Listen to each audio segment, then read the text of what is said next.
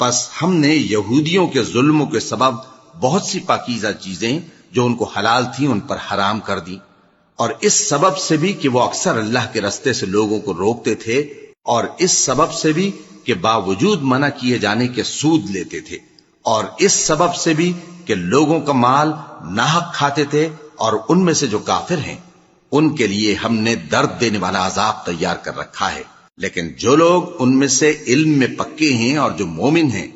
وہ اس کتاب پر جو تم پر نازل ہوئی اور جو کتابیں تم سے پہلے نازل ہوئیں سب پر ایمان رکھتے ہیں، اور نماز پڑھتے ہیں اور زکوٰۃ دیتے ہیں، اور اللہ اور روز آخر کو مانتے ہیں، تو ان کو ہم عنقریب اجر عظیم دیں گے۔ اے محمد صلی اللہ علیہ وآلہ وسلم، ہم نے تمہاری طرف اسی طرح وحی بھیجی ہے جس طرح نوح اور ان کے بعد والے پیغمبروں کی طرف بھیجی تھی،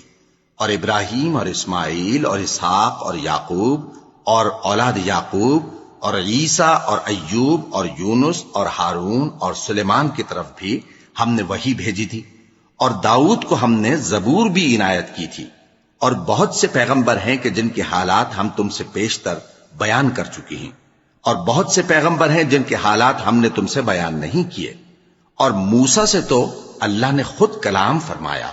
سب پیغمبروں کو اللہ نے خوشخبری سنانے والے اور ڈرانے والے بنا کر بھیجا تھا، تاکہ پیغمبروں کے آنے کے بعد